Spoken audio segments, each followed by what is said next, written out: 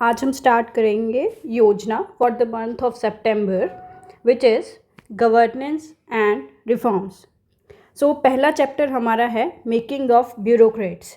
Bureaucrat से हमारा मतलब है वो सारे पब्लिक सर्वेंट्स जो पब्लिक के साथ डील करते हैं। अगर हम सिविल सर्विसेज की बात करें तो इसकी रिस्पॉन्सिबिलिटी होती है कि ये पॉलिटिकल असिस्टेंस दे, हमारे पॉलिटिकल स्ट्रक्चर को, हमारी कंट्री के जितने भी पॉलिटिकल स्ट्रक्चर है उसको सपोर्ट दे, पॉलिसीज़ फ्रेम करे और उन पॉलिसीज़ को इम्प्लीमेंट करे through various programmes at public level.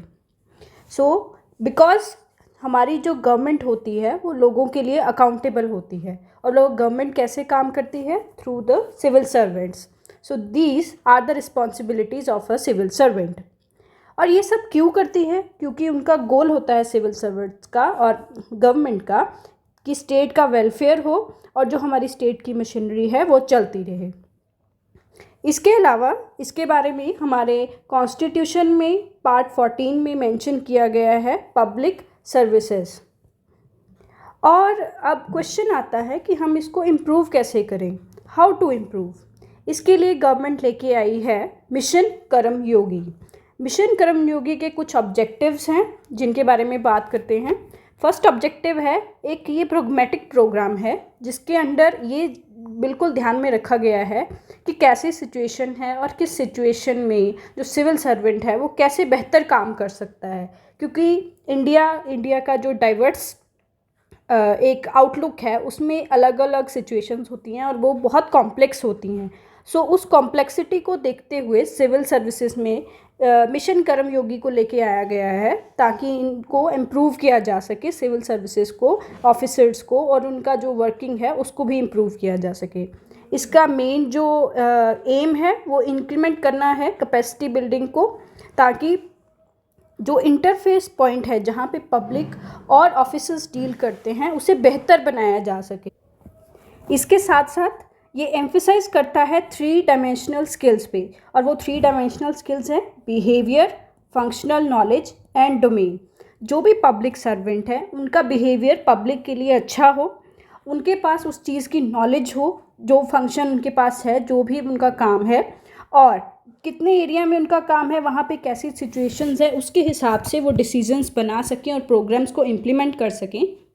इसके लिए मिशन कर्मयोगी एक कैपेसिटी बिल्डिंग प्रोग्राम गवर्नमेंट लेके आई है for the purpose of good governance. For example आपने सुना होगा आई गॉट प्रोग्राम शुरू हुआ था कोविड-19 में। Due to lockdown training was not possible, इसलिए government integrated government online training programme लेके आई थी, जिससे कि जो है हमारे सर्वेंट्स हैं जिन्होंने पब्लिक को आगे डील करना था उनको ट्रेनिंग दी गई। और इस सारे का पर्पस है continuous upskilling of the civil service. जैसे कि कोविड जो था एक नया चैलेंज था हमारे लिए, इसीलिए जिस तरह हमारे पास नए चैलेंज आते रहते हैं उसको डील करने के लिए अलग अलग तरीके जो हैं वो यूज़ कर पाएँ, इसलिए मिशन कर्मयोगी एक कैपेसिटी बिल्डिंग प्रोग्राम गवर्नमेंट लेके आई है। इसका मेन गोल क्या है?